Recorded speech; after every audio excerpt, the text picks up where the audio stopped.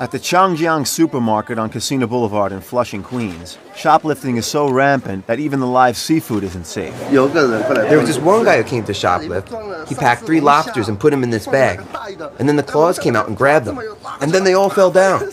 You would never imagine the things people take. The market offers special prices on their seafood, but for customers who don't feel like paying it and wind up getting caught, store officials also have a special price for shoplifters to avoid calling the police. The police don't especially think this is a crime. The most they'll get is 24 hours. That's the way the law is. Store officials say that many accused shoplifters who plead poverty suddenly come up with the money they need to buy their way out of being arrested. And if they only have credit cards, well, the store accepts them too. If there has to be a fine, then there's a fine. They just say, run my credit card, just like that. They take out their wallet and they have lots of money. They don't care. For shoplifters who are less afraid of the police, store officials detain them and take their picture to post publicly around the premises. At the A&N Market on Main Street in Flushing, a manager monitoring the store's elaborate surveillance system said he charges shoplifters a minimum of $400 and usually winds up collecting it. You know, sometimes they only steal $10 worth of merchandise, but they end up paying $400, you understand? And, you know, and that's a deterrent enough for them the next time. They're going to be like, you know what, I'm not going to go to that supermarket anymore to steal, you know? Jason Sanchez says he has worked as a security guard at several Chinese-owned markets in the past that photographed and collected money from shoplifters. The manager speaks to them, you know, then they discuss the price. You know, at ANC it was $400. They just beg, don't call the police, we'll do anything but pay whatever you ask, we'll take your pictures, whatever you want, just don't call the police, you know, that's... Why? The one that I remember was he was an illegal. He didn't have any cards, any kind of paperwork at all. So he knew that he would be in some kind of trouble, you know. Store owners hope to seize upon the keen sense of shame and reputation within the close-knit Chinese immigrant community.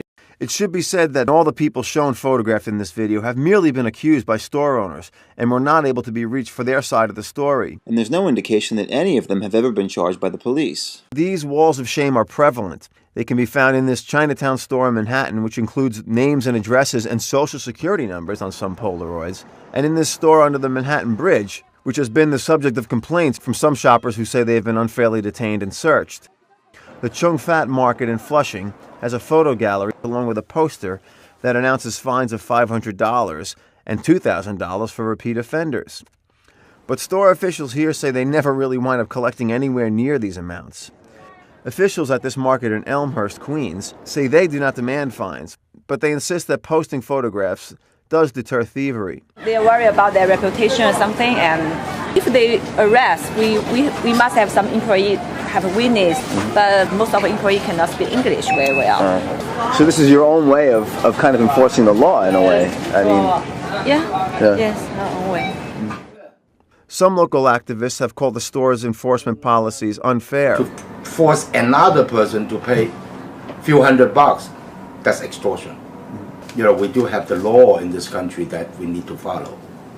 Okay, like a lot of community members here, they do not have a legal status. So they have to face severe consequences. Many store officials admit the tactics are ruthless, but they say the only way they can deal with the rampant shoplifting is by shaming the perpetrators into stopping. We'll walk them around the supermarket and show everybody around, you know, what they're stealing, you know, and we'll have a manager come around and tell them, oh, this is a thief, you know, and we'll walk them around. You know, if that's the shame factor, if that's what really hurts them more than paying the money, then it'll work better that way, you know. But that is that is truly the walk of shame. It's truly the walk of shame. I've done it here before as well.